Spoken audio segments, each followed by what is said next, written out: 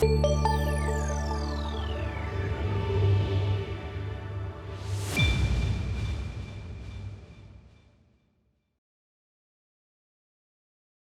everyone, and thanks for joining. My name is Aaron Goldman. I'm the head of marketing at MediaOcean, and I am very excited to tee up today's session and give you an up-close look at this year's Upfronts. This is part of our Omni-Channel Imperative series, which we launched in March with a new product paradigm, and we'll be continuing throughout the year as we focus on enabling media convergence. And I believe my slides are showing. I'm not in full screen mode for reasons that will be revealed shortly, but let's advance along. Here are today's speakers. In just a second, I'll be turning things over to our host, Lance Newhouser, who's MediaOcean's president, and he'll be moderating a discussion with these titans of industry. Very pleased to welcome Kelly Abkarian, the newly minted EVP of Measurement and Impact for NBC Universal. We have Katie Klein, the US President of Integrated Investment at PhD. Michael Lampert, Global Marketing Data Lead at Mondelez. Kara Lewis, EVP and Head of US Media Investment for Dentsu Amplify. Samantha Rose, SVP, Advanced TV and Video at Horizon. Andre Swanston, CEO and co-founder of True Optic, which is now part of TransUnion. And Kristen Nook, Head of Local Sales at Roku. So we're going to try something a little different here. And the idea is, rather than have Lance ask the panel a question and then have everyone sort of go around and give their answer, he'll be reading a pair of statements and then asking everyone to show their agreement or disagreement with a thumbs up or down. And then, as you'll see, I'm going to kind of move everyone's headshots into the column that they indicated, and then Lance will ask a couple folks to expand on their position. We're hoping this makes for a bit of lively debate, and then also make sure that everyone gets a chance to weigh in on every topic, even if they actually don't say any words out loud. So without further ado, we invite you to join the conversation on the socials using the hashtag Omnichannel Imperative. And without further ado, I will turn things over to Lance. Hello all, super excited to be hosting this panel, and as Aaron said, a panel filled with industry titans. It is obviously an interesting time coming off what was last year and seemingly now getting into more of a normal flow. We are thrilled to be having people from all across the ecosystem weigh in on topics and conversations pertaining to what may have happened as a result of the last 12 months, what may happen in the future as a result of just normal change and normal course of business.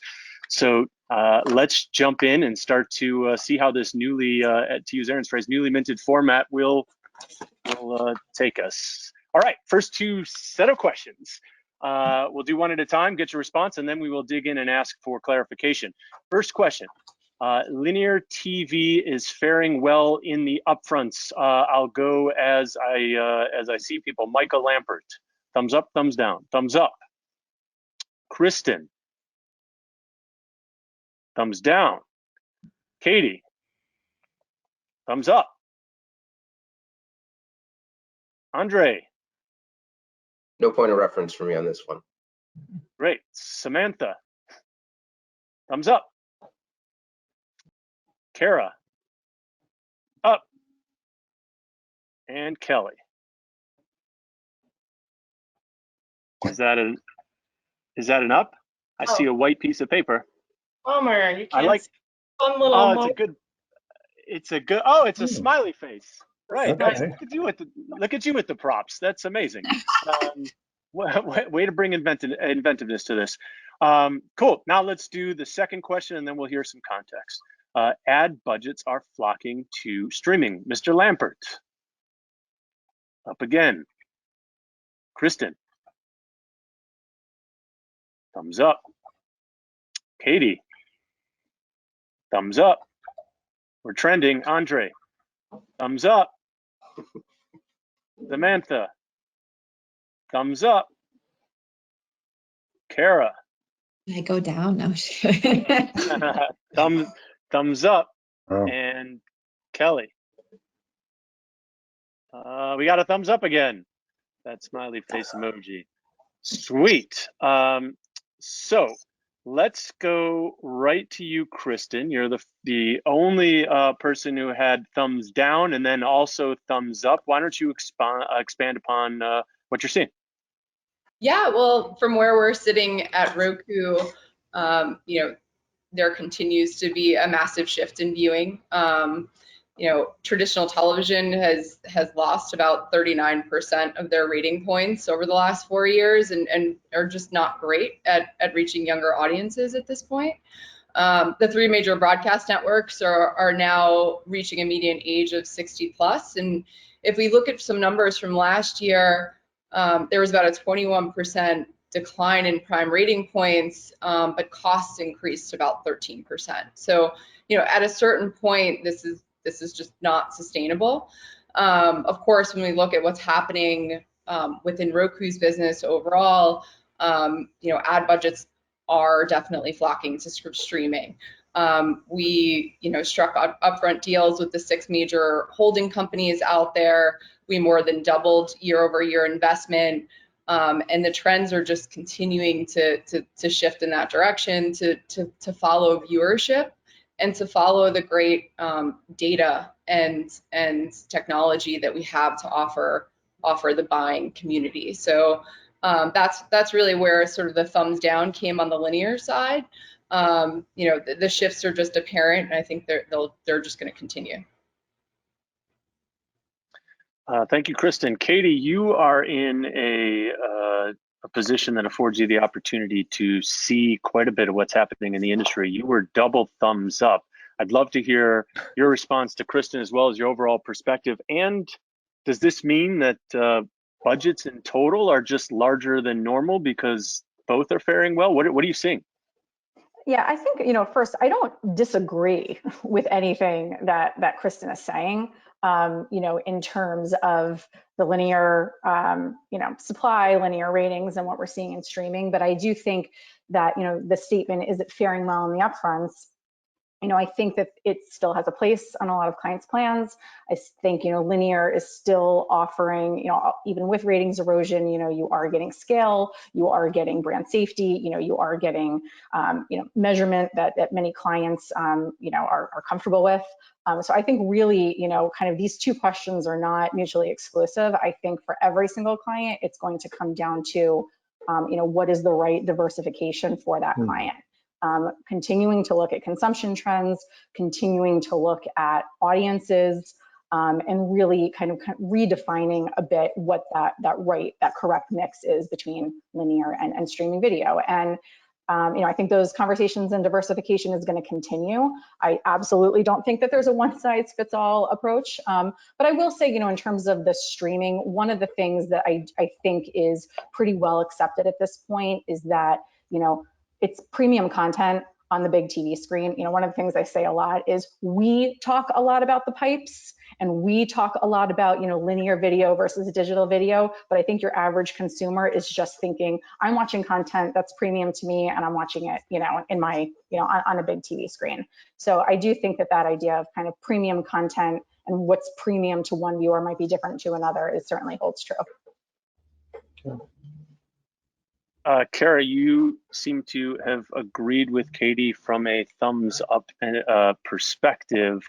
And it seems based on what Katie just said that consumers have not to paraphrase too much, but consumers have no channel conflict. They just have channel choice. And as we like to say, at Mediaocean with our push for omnichannel, that marketers need to market the way consumers consume, all touch points, all moments, all screens. Are you seeing, Kara, the same thing Katie's seeing? And if so, is there a distinction amongst a certain client set that's helping them move closer to this way of interacting, that some of these catalysts that help them start to adopt these omnichannel ways?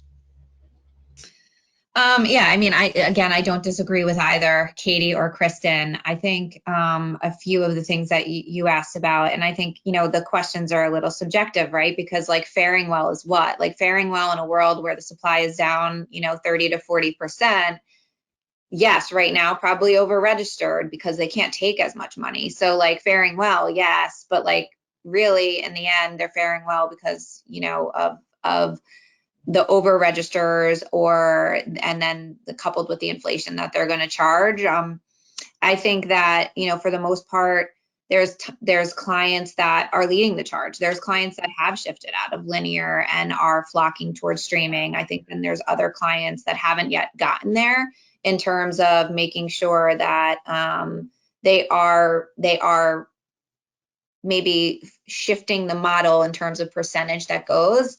And there's different various reasons of why that could be, meaning, you know, the media market mix that they're using, you know, the consumer that they're trying to reach. Have they officially like moved off of demos to audiences? Are they planning holistic video? So I think a bunch of different factors can come into that. But overall, I mean, yes, the comments of linear TV faring well, yep, but in the end, there's definitely a sacrifice that needs to be made, because you just can't probably land as much as your money, because then otherwise you're buying your ADUs. And then in terms of streaming, like some of the partners have gotten there and have the inventory, have the subscribership, but then some are somewhat far behind in terms of getting to that level, and they need to grow that to have the supply. So I think, you know, it moves from one to the other, but it doesn't officially move maybe within same network house, and it doesn't move just like dollar for dollar. Dynamite. We're off and running. Let's head to the next question, see if we can scatter more faces. All right, the first question: networks are effectively packaging their linear and digital inventory together. Let's go in opposite direction of what I see. Let's start with you, Kelly. Thumbs up or thumbs down?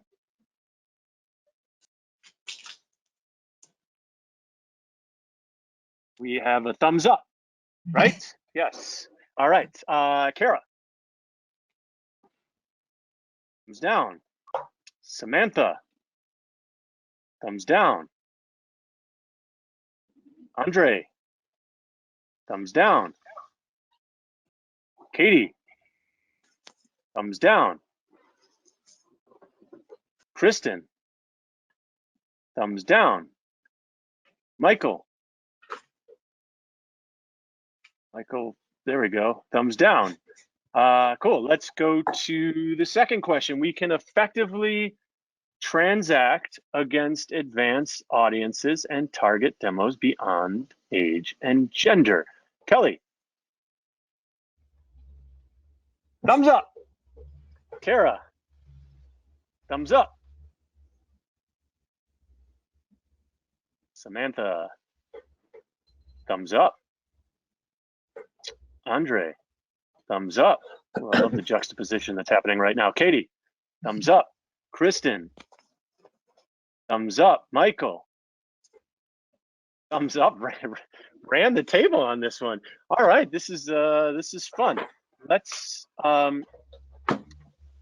go to you, Samantha, to kick us off on this one. You're a thumbs down at first and a thumbs up afterwards. Help us explain what's happening here.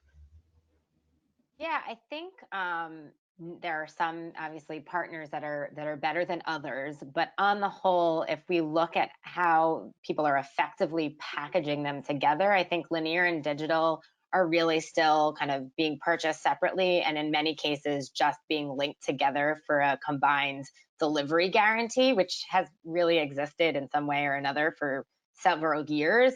I don't think we've really seen a lot of progress in effectively packaging up and kind of packaging it up in the way that consumption is happening across linear and digital inventory, particularly with those top streaming services, which some of which have just cropped up in the past year or two. But we'd really like to see a little bit more consistency happening across there. On the flip side, I do think we've made a lot of progress. Again, probably not perfect, but I think a lot of progress has been made to go beyond age, gender, and look at advanced targets, both in linear and in digital. And I feel really good that we've got a lot of momentum there, and kind of looking at different data sets and targeting capabilities by different vendors that are out there licensing, different data sets beyond just what we've been looking at traditionally. And I see a lot of collaboration and partnership happening between, all parties involved, and the advertisers, agencies, our publishers and partners, and also kind of vendors that are supplying data and technology. Fantastic. Now, Kelly, I'm coming your way as the Lone dissenter, though you are in this new role and you have historically been a non-biased, solid voice for the industry. So my expectations are is that you will help us navigate into a different mindset, given the fact that you are the only one who had the thumbs up on the network side. Help us understand what you're seeing and why you are optimistic there. Look, I think we've all been talking about the need for better measurement, which underpins the ability to better effectively package up and move beyond age gender. At NBCU, our one platform is at the heart of both of these statements, which is why I gave a big hearty thumbs up. And, you know, we've been doing a lot of work at NBCU, and I witnessed it firsthand even at Nielsen around the way in which to bring together better cross-screen measurement with the likes of CFlight, the offerings around AdSmart to allow agencies to better target their strategic audiences, and not only just on reach, but to get outcome measurement and then optimize the schedule against that. And so huge progress has been made. I think we, you know, would always love to see continued progress on the same across the industry at large, as made mention by Samantha. But I'm very optimistic around the, you know, the path forward that's going to really accelerate this. Initiatives like OpenAP that were announced that's really going to bring together, I think, a more effective marketplace to allow the marketers to sync first-party data more efficiently and not have to sync it across different programmers and create interoperability across ID spaces is going to be another accelerant. So, you know, I give a huge hearty thumbs up because I've watched the progress across the buy side and sell side in my role at Nielsen, and now, you know, recently joined NBCU. The progress that NBCU has made is truly market leading in terms of kind of really moving that ball forward in a very innovative and an accelerated way.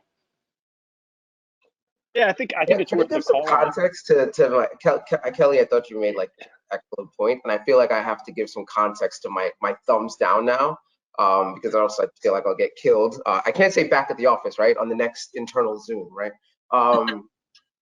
So TransUnion underpins the identity for OpenAP as well as for BlockGraph, right? So it almost feels weird me saying that networks can effectively package their linear and digital together, right?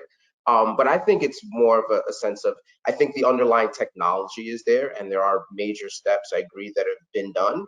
But the reality is I still don't think it's being done for the majority of the sales. And it also is where, and I think it's also because the networks still have to cater to how the agencies are buying from them and how the brands, and most agencies aren't even buying from the same team yet as a singular buy, right? There's very few agencies where the investment team is controlling both the linear buy and the connected TV buy. You know, you have people where the digital video team is buying the connected TV and still a bit disjointed. And so I don't think that even though the underlying technology is there and the identity is there to power a lot of this, I don't really see it happening as much, you know, and maybe others disagree with that. Well, I think to paraphrase Kara from the first question, that things aren't uniform across the entire industry, and you know, kudos where kudos is deserved. I think Kelly, NBCU is leading the charge, and I do think Andre, TransUnion and your group are helping to make that a reality. Right? The phrase is, the future is here. It's just not widely distributed. So I think we're also looking for others to play catch up. I'd love to hear from Katie or Kara, whichever one wants to jump in on what you're seeing on this as well, to see if there is some nuance that you can help provide to gain some clarity. Whoever wants to jump. Yeah, I mean, I can jump in. I you know, on this, I think that you're right about the one platform and being that offering, and that it can effectively bring those dollars together. I do, Andre, think that Dentsu is actually and has looked at holistic video for a long time. We actually have buyers that do both. They buy linear and the CTV. So we are crossing that. We have the tools that are doing that. But essentially, when you're transacting and when you're going to buy in somewhat of an upfront fashion, then the networks essentially and some of the marketers think that, like, okay, we aren't going to spend this much on X network because ratings are down, and we want to shift and we want to change our mindset to transact against those audiences and target, more broader demos beyond age and gender. But essentially that dollar that moves off of that network doesn't necessarily move to that network's digital site. That's not how our consumer is viewing. That's not the consumer landscape. The consumer is actually, like, we go back to what we said before, the consumer is viewing content anywhere. If you call out a show, they might not know where they watched it. They could have watched it on NBC app through Samsung TV, or they could have watched it through Roku on their Samsung, right? So there's so many different ways to view that. That's how the consumer is thinking, and it's not just a transfer of like $1 to $1. And that's where I think of packaging of the linear and digital inventory together. I think us as buyers have to package that together and have to buy across the landscape in the right way to where the consumer is and how the consumer is viewing. So that's kind of like my take on the overall, not on the overall answer. All right. We didn't get as much scattering of the faces, but we definitely started to get into some nuance. This is good. Let's roll to the next set of questions. The first, this year's most important measurement metric is cross-platform delivery. Mr. Lampert, up or down? Up. Kristen? Down. Katie? The word most trips me up because there's a lot of most important things, but if I have to choose, yes. All right, up we go. I like that people are starting to not be boxed into just up and down. Andre? Down. We're scattering people. Samantha? Up. Kara? Up. And Kelly? Up. By the way, that was the best. We saw the emoji there, so that was great. Okay, let's go to question number 2. This year's most important measurement metric is business outcomes. Mr. Lampert? Up. Kristen? Up. Katie? I mean, I guess, can we have 2 most important? I'll comment again. So in the middle, maybe. Yes, it's important. All right, Aaron, let you out of the box and put you in the middle. Andre? Down. Samantha? I'm gonna go middle as well because I answered yes to the first one. All right, fair enough. Kara?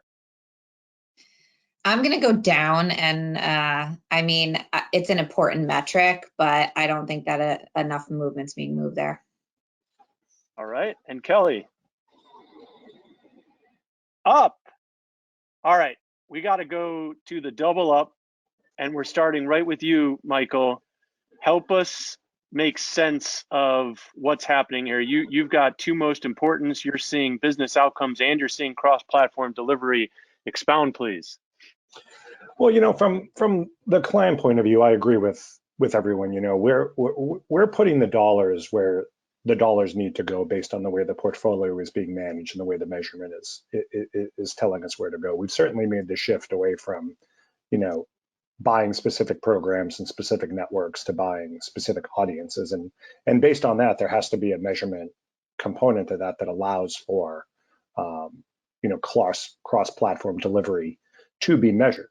And from where I sit, I hate to go back to the other question, Lance, from where I sit, we're not as concerned about how the industry is set up to sell things. We are prepared to go to the industry to say how the brands and our brands want to buy things.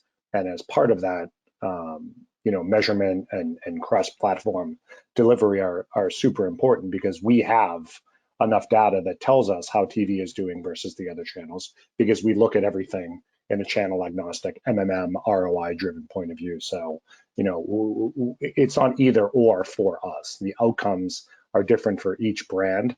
But from the client point of view, it's, we're going to put the dollars, where it says it should go. And whether that's, for us, as a CPG company, obviously, TV has high reach, high ROI, and a high contribution to net revenue, but we have to balance that with the consumption shifts to digital. So the outcomes and the measurement are different for every brand, but they're equally important. We're going to actually probably hit everybody on this question because of how people have scattered. So before we move past the positives, I want to go to you, Kelly, who's also a double positive. And we have Michael from the buy side, and you're representing some of the sell side. And Michael made the statement that he wants to buy how he wants to buy. And that's obviously a great approach from the buy side, but there obviously will be some limitations on what can be sold. But yet you are, again, optimistic on cross-platform delivery and business outcomes. So help us get the other side of the double positive from the sell side before we start to move into some of the people who felt differently. Yeah, I believe that both are important as we move ahead, and it's something that NBCU is heavily invested in from both a data and technology perspective and really the science behind it all. We all have to keep in mind that marketers don't buy ratings, they buy results, which is why I believe that you can't have neither, you need both. You need to understand the reach and frequency and deduplication of your plan, then you need to understand the outcome.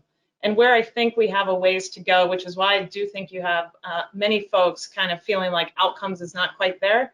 We don't really have the infrastructure set up across the ecosystem in which to make outcomes the same type of data set that reach and frequency plays. If you think about reach and frequency, there's 70 years of historical benchmarks that have been established over time that really creates a baseline and a trendable data set to predict outcomes.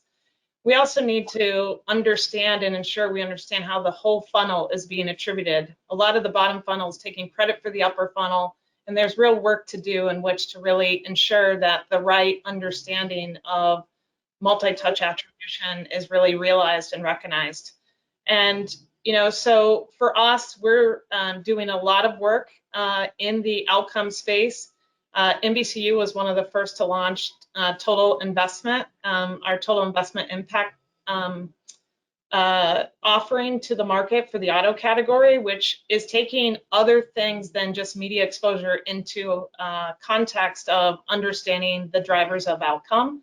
So I think we've got work to do as an industry to try to standardize the way in which the buy side needs to implement and play a measurement team sport like has been done for many decades in the reach side of measurement. And then two, we really need to ensure that we understand how the various measurement partners can be trusted and the science behind it all. And then three, ensure that folks are not grading their own homework when it comes to understanding what that true outcome delivery is. There's a lot of folks taking credit, like I mentioned, for the full funnel versus just the true incremental lift that they are driving with their media exposures and the participation in the campaigns. And so I think you'll see a lot more work in this space from NBCU. It's one of the reasons I came here, was to really drive outcome measurement to a more always-on state and to really bring kind of the rigor behind the science across third-party measurement providers and trust and transparency at the heart of it in the providers that we will partner up with in the way in which we will deliver those results to marketers. Thanks, Kelly. Katie, you seem to struggle most with this set of questions. I hope it wasn't just semantics that caused you to struggle. Help us understand the plight that you were facing when answering these two. Yeah, no, I mean, look, I think they're both important, and I agree with a lot of what Kelly just said about the business outcomes. I just think in order to, I think, best measure the business outcomes and the impact of kind of various channels on it, we need to, I think, focus on the first one a little bit more. How are we continuing to break down media silos? How are we continuing to look at our investment holistically across all channels? I think it's critical that we are continuing to focus on accurately and consistently measuring that incremental reach that we are getting from streaming and digital channels.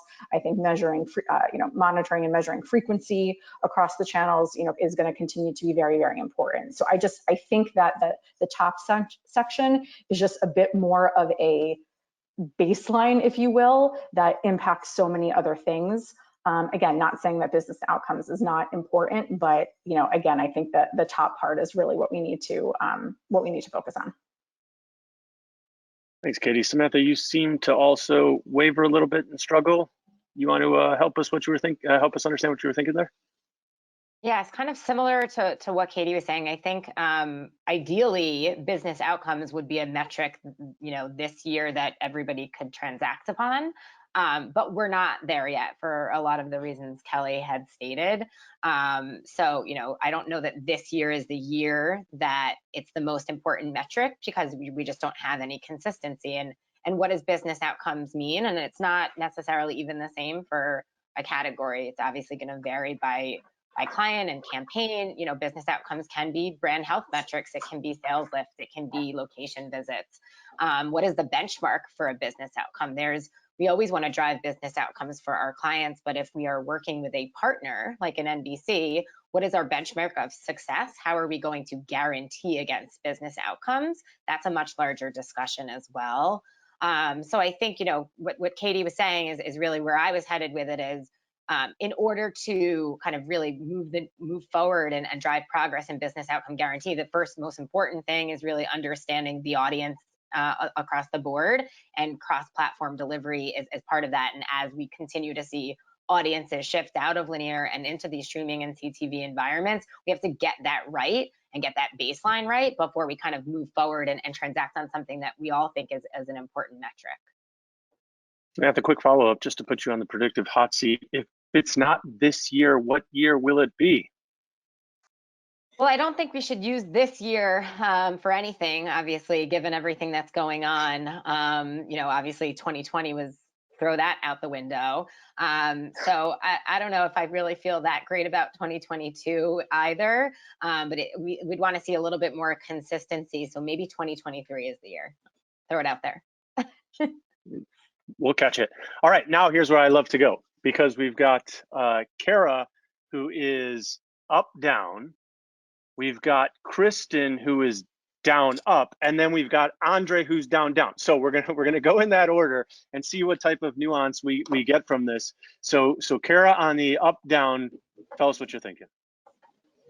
Yeah, I mean, I think everyone has kind of said things that I feel, but I think in terms of being the most important, it might not necessarily be there. I think cross-platform delivery is very important in terms of what our clients are talking about, what everybody's talking about, how to get there, in terms of making sure, that metric is allowed to get there for frequency reasons. I think in terms of, measurement and business outcomes being the most important, it's important. I don't want anyone to think it's not, but I think for us, again, there's just so many different ways to guarantee against business outcomes, and there's so many different factors that actually play into business outcomes. Like, yes, driving to dealerships or franchises or cost per downloads or whatever is a business outcome, and everything in the end actually drives towards sales that we're doing. But what we don't know is how does creative play into it, and all of the different things that are happening. And I think that that's where clients struggle with actually getting there to actually transact on. So it's definitely important in terms of our model and how we're planning and essentially how we're transacting, but not necessarily is it something that every single category can look at as a metric right now. And I think that we need first the cross-platform delivery to be able to do that. I think the only proper response to that, Kara, given your background, is rock and roll. Kristen, you were on the opposite side. You were a down and up. Talk to us. Yeah, it's kind of funny. I was on the opposite side. I had to pick a most important, or this is how I took the slide, but I feel like I was thinking the same thing that Kara was, but somehow in reverse. And let me just sort of expand on that. So, we believe at Roku that offering business outcomes are so important, and we see that in sort of our numbers and how we transact with our clients. We see that we have a 98% retention rate for clients that leverage our measurement outcomes for their buys. So we are so focused on offering business outcomes. In order to get business outcomes, though, you truly need a measurement metric and cross-platform delivery. So For that reason, about a year ago, we launched our OneView platform that offers essentially a lot of this. It's allowing the buying community to plan, buy, optimize, and measure in an omni-channel fashion, and do that with leveraging Roku's great first-party data, right? So, Roku is America's #1 TV platform. The beauty of this is we can use our ACR data to plan across our clients' buys, and we can tie in linear TV activation insights across digital. So again, getting those outcomes are so meaningful. We recently worked with Campbell's and Snyder's of Hanover. They partnered with us on our shopper data program with Kroger, and we found that by targeting Snyder's of Hanover users on the Roku media campaign, those folks were 5 times as likely to purchase their brands versus folks that were not exposed. And that essentially offered 250 times return on ad spend and investment. So, looking at metrics like that, I think that everyone wants to get to those outcomes across, every single buy. And I think we're all moving in that direction. We probably are a couple years away, but I think we've made tremendous strides. So you're also counting on 2023. I love it. All right, Andre, bring us home. You've got 2 negatives. Turn it into an educational positive for us. If these are both not most important, what is, and help us understand why you think these are not the most important this year. Okay. So as always, there's a little bit of nuance in this. I'll start from the bottom and then come back up to the cross-platform. So, in terms of business outcomes, it's at the end of the day, it's critically important. The problem is that every single business has different outcomes that they're using, and then it's so different from campaign to campaign to objective that I think it's difficult to call it the most important metric. Cross-platform, yes, with all the fragmentation and in terms of the ways that people are consuming media, I think it obviously has immense importance. The challenge is that it is so convoluted. You can buy Roku Direct or Samsung Ads Direct, but then you could also go buy Network Direct, and some of it is running on those devices. And then you can go buy programmatic through a Google or Trade Desk, and then hit those same networks and those same devices. And so you're able to, one of the things that we did was we came up with a way to dupe household reach and frequency against the True Optic and TransUnion graph, right? And so that people could kind of understand how all the overlap from all these different buying places were going. And interestingly enough, what we found was, although that everybody had claimed that was critically important, the metric that people actually gravitated on from a measurement standpoint the most was in target reach, right? So it was less important about if they reach somebody on a Samsung or a Roku or on ABC or ESPN, or direct or programmatic, but they wanted to know, was this person in fact at a household that had over 100K income and had a BMW lease expiring in the next 6 months? And so I would argue that in terms of just what I've seen, and we're talking about across tens of thousands of advertisers on virtually every programmatic platform and every ad server in the US over the last few years, is that the metric that by which people are basing the most in terms of understanding putting more ad dollars in is where they're getting the in target reach. We saw 177% increase in advanced audience targeting across connected TV in the US in 2020. And what was interesting is that on linear TV, it was like 80% of that targeting is still demographic based. On connected TV, it was 74% of it or so was non-demographic based. And even when it was demo based, so that quarter of the ads or so that were using demo, it was actually 2 to 1 using income and not age and gender. And so it is so different where the targeting parameters that people are using across connected TV than linear. And there's so many different ways to overlap and buy the same device or same publisher that I really think it's more of a just, did I reach my target audience or not? And so that's why I don't think either of these two is the most, although they may very well be 2 or 3 years from now. Everyone keeps banking on 2023. All right, so this is gonna be a good sequitur to the next topic. What you just said, Andre, because the question for me becomes: is this is in target reach habitual? Is it because it's best performing? Is it because there's still a data and technology limitation? So let's transition into this next set of questions. The first question. My team has the technology we need to truly operate omni-channel. Kelly, kick us off. We got a thumbs up. Kara. I'm kind of even with this one. All right, smack dab in the middle. Samantha. Up. Andre. You're in the middle. I interpreted that handshake as middle. Katie. I'm with Kara and Andre in the middle.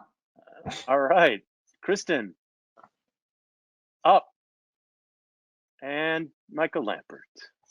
I have to be in the middle because we have, partners that we need a lot of help from to do this. All right. Then let's go to the second part of the question, which is my team has the data we need to truly operate omni-channel. Kelly, kick us off again. I don't have a middle. Emojis. So we got the two emojis. I like that. Nice impromptu. Kara. Up. Samantha. I'm like hesitantly up. Okay, that's fair. Now Aaron's starting to plot people on a scale. Andre. Up. Up.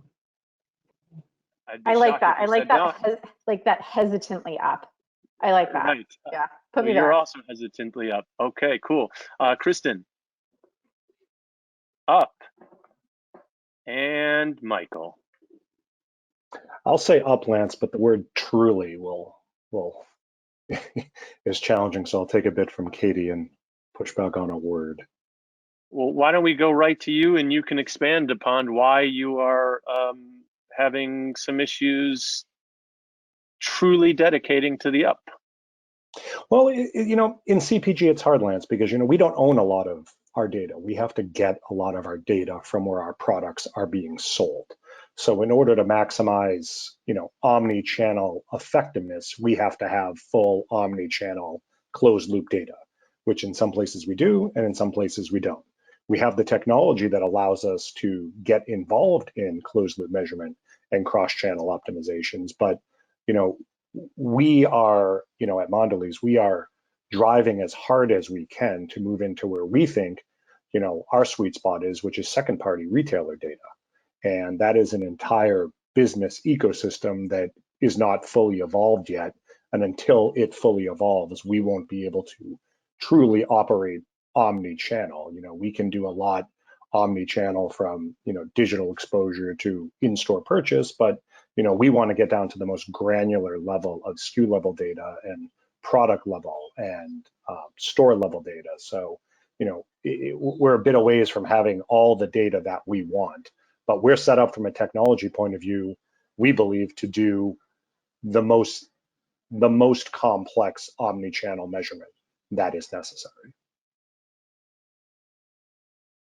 So thank you for that, Michael. It seems by looking at your smiling, happy, beautiful faces that people did have a tendency to skew more to, we have data. We've got data. Tech, I don't know, right? With the exception of you, Kristen, which is not completely surprising. So help us understand why you're sitting pretty, and then we're going to go to some other folks to understand why things are a little bit more mixed. Yeah, sure, Lance. Thanks for calling on me. So at Roku, we've got a ton of data. We sit in deterministic data that is obviously rooted in our devices. So when folks register, we're automatically creating a Roku ID for advertisers. We're getting smarter about those users day in and day out, what they're watching, what they're searching for. We obviously have third-party data. We can onboard clients' first-party data.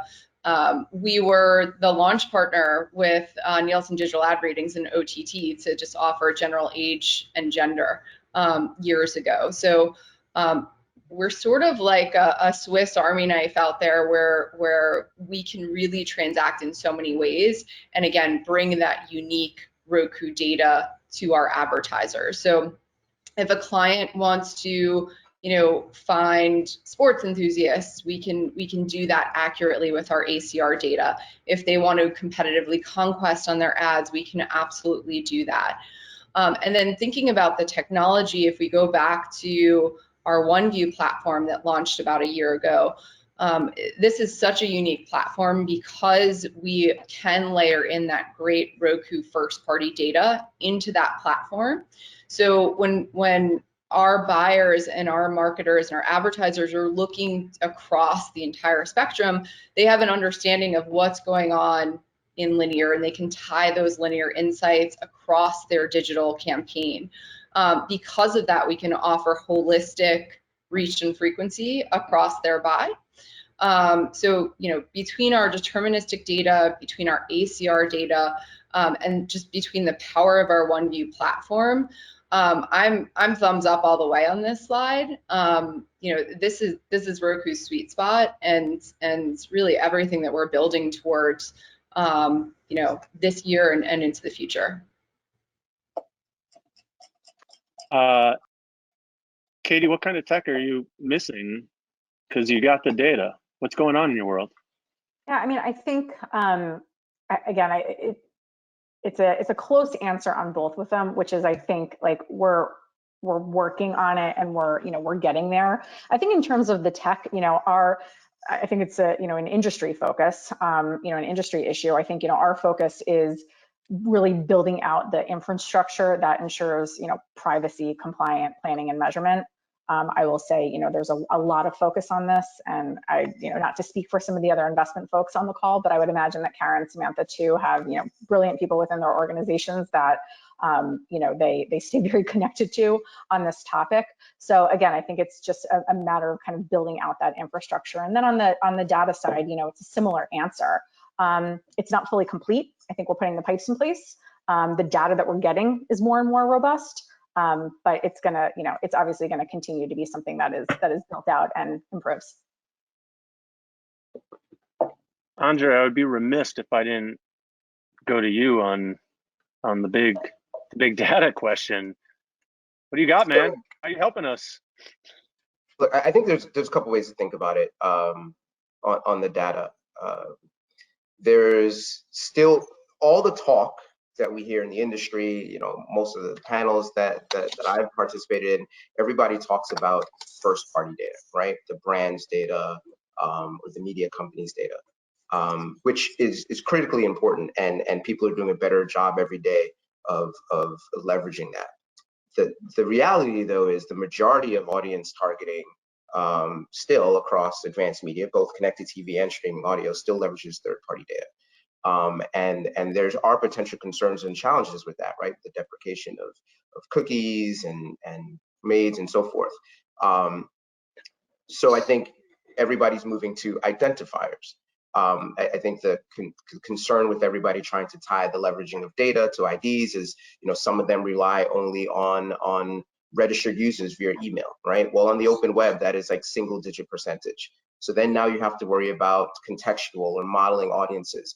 There's just a lot more complexity to the in terms of the ability to really appropriately leverage data than I think some people appreciate. And a lot of the companies on here are doing a lot of work and have been for years. So it's not just people starting up in 2021 trying to solve these problems, which is great. I think the other thing that is unique, and I think the industry does, is that we often think in vacuums. So when people think about what the capabilities across video, connected TV versus linear, that's great, but that household also has 2 smart speakers and listens to radio in their car and has social media engagement. And so I think when we think about data and identity and technology, The reason why I said yes for data is because the data is there, whether it's first party, second party, third party, and there's ways to do it. And I think the technology is there in silos. There's people that can do great things in terms of connected TV or connected TV and linear, or someone social, someone audio, someone web. It is very difficult for me to believe that any media brand or agency holding group or media company, that there's very many people that have it figured out with the technology and data in a completely unified way to fully understand the consumer at all the touch points. I think that's still something that the industry's got some work to do on. Just sounds like there may be an opportunity for a company that's been known in this industry for a long, long time to help fill some of that gap that might be hosting this webinar. But I'm not plugging anything today. I'm just getting your perspectives. All right, let's go to the last question, because I want to make sure we hear from everybody on the last one, because you guys are wonderful people and we want to understand your state of mind, and we want you guys to shepherd us into the future. Let's start with the first question. The next 12 months will be exciting. Michael Lampert. Up. Kristen. Up. Katie. Up. Andre, double thumbs up. We don't have two faces for you there, but Aaron will figure something out. Samantha. Up. Kara. Two thumbs up. Kelly. Been positive all day. I have a hunch. We're going up. There we go. We're duplicating faces. He's on it, everybody. All right, now we're going to see if we get some juxtaposition here, or whether or not people are just riding the optimism. The next 12 months will be terrifying. Michael Lampert. No. Kristen. No. Katie. No. Andre. No. But he hesitated. Samantha. No. Kara. Only one thumbs down, though. I was expecting two thumbs down. And Kelly. There we go, Kelly. We got no. Man, it was a clean sweep. Good. I want to understand then, since we're all feeling the same way. And I think that's a great question and viewpoint for us to end on. I want to get about 30 seconds from each of you on then what makes you most excited and why you're not terrified. Let's go in the order you answered. Let's start with you, Michael. Well, I just think that being terrified is not a good thing in general. I think it's very exciting, and I actually agree, from a work point of view with what Andre just said. I think what's exciting to me and why you should be excited is you just have to have the acceptance of gray in the system, that there is no perfect way to move from where we are to where we want to be.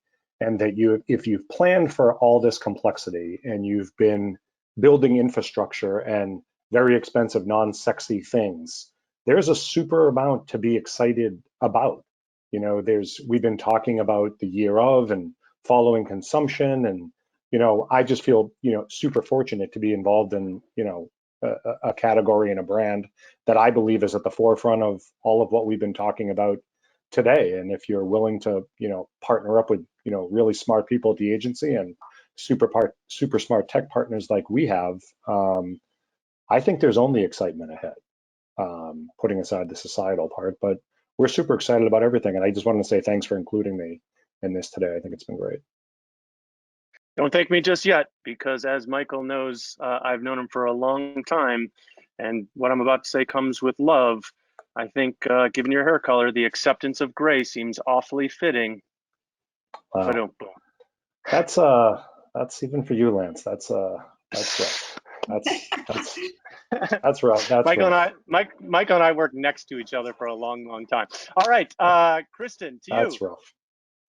So I was going to say, well said, Michael. Really loves his points, but we're in such an exciting time right now. I've spent my entire career in television, and we're at a point where we have the sight, sound, and motion and the branding of television, and we can now combine that with lower funnel metrics of digital. it's truly the best of both worlds, and I think we're just scratching the surface, and it's going to continue to scale and it's going to continue to grow. And I think that there's just such smart leaders in this industry right now to move us forward. So excited all the way, certainly not terrified, and the best is yet to come. Well said, Kristen. Katie. Yeah, no, I mean, I think most of us, probably don't scare very easily, and we welcome a challenge. And I think that's certainly what this is. I mean, there are absolutely challenges that we're facing, but I think those challenges make for, a really exciting time to be in our business. We did things one way, more or less, for a very, very long time. And there really is the opportunity now to create, more bespoke solutions that, fit individual client needs. And, just again, change in general and figuring out, what comes next, how do we face it, how do we make this work for our clients? I think that's a great position to be in. I also agree, with what Kristen just said. I really look at the position that we're in right now as kind of being, in the best of both worlds, especially when it comes to, video and the ability to kind of get that premium content in various ways and speak to our consumers in various environments, but also have some of the advances in measurement and targeting and things like that have been happening over the past few years. Thank you, Katie. Andre. I just think it's exciting. I mean, because of all the changes and the way that people are consuming content and the things that we all have to do, it's just going to be a lot of, build, buy, partner, right? So everybody here over the past years or currently now has been building new solutions to make that go faster. Almost everybody here has either been part of a company that's either bought another company or been part of the company that was sold.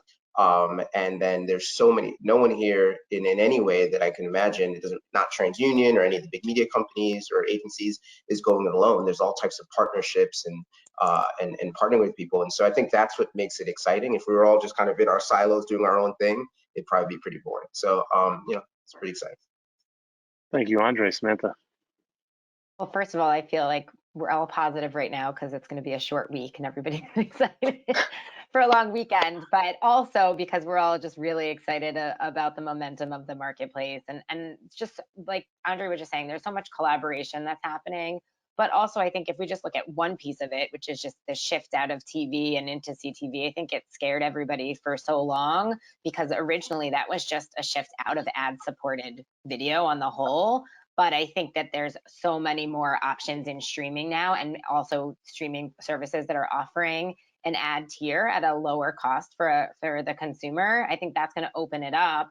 And those are premium environments that haven't existed before and are going to have lower ad load, which should also help us, drive business outcomes for our clients. So, that's just one piece of it, but I think that one's particularly exciting for me. Awesome, Samantha. Kara. I think in terms of change, we are a changing industry for sure. And I think being terrified of that is just not going to actually get you the momentum that you need to drive business and value for the clients that you're actually, whether you're buying for them, whether you're a network or whether you're a data company and tech company, like none of that is going to drive you forward if you're actually terrified and scared of that. I think you need to actually be uncomfortable in your shoes to get ahead. But I think the one thing in terms of the excitingness is like, I've lived through TV's dead, the upfront's dead, data's dead, data's here, whatever it is. And to be honest, it's alive more than ever. I mean, people are seeking out content. They're watching more content than ever. We just need to make sure that we're doing all the things that we talked about today, that we're delivering against outcomes, that we're delivering against consumer experiences, and that truly we're delivering against the experience that the consumer wants, because the consumer is at the center and the consumer is driving every motivation that we have. So we need to do that on behalf of our clients. And I am just every day excited to do that on behalf of the clients that we represent. Love the enthusiasm, Kara. Last panelist word to you, Kelly. All right, well, I think everyone said a great summary of what I was thinking as well. I would just say that I think the theme we're hearing is that at NBCU, we really believe that a rising tide lifts all ships. And I think this gets into interoperability, trusted partnerships, and transparency. I think those are the three key themes we can't lose as we try to bring data and tech forward It's going to be important that trusted partners at the table, because that can have a multiplier effect for a brand and for advertising. Second, on interoperability, we have to ensure that these systems are efficient. Money moves with efficiency, and we can't make it filled with friction and cost in which to get there, and learn from the digital supply chain that we've seen in the past of not the way to work and operate. And then lastly, I would say that, you know, the importance of transparency. You know, premium video marketplace has grown and been a successful medium for advertisers to grow their brands with consumers because of the fact that the advertisers know exactly the context and exactly where their ads are running. And I want to emphasize the importance of continuing to ensure that all impressions are held to that same transparency and accountability standard. And I think the future is extremely bright if we keep those three things in mind and ensure that we are operating in a trusted, interoperable, and a transparent way as we move ahead. I adore it. Not only are you brilliant minds and brilliant speakers, but you are also fantastic human beings. Thank you for participating. Let's kick it over to Mr. Goldman to tell everybody what they've won. Thank you, Lance. Thank you, panelists. Thank you, attendees. And we've got some lovely parting gifts for you. Please visit our website and download the Marketer's Guide to Omnichannel Advertising. And if you act quick, you can get your swag on and get one of these shirts sent directly to you. Live attendees only, offer good through the end of the day. Supplies are limited. And one lucky person we'll get Kelly's 2 popsicle stick signs, and we'll auction those off. So thank you all again. We hope you have a great rest of the day and be well. Cheers. Thanks, guys. Thank you.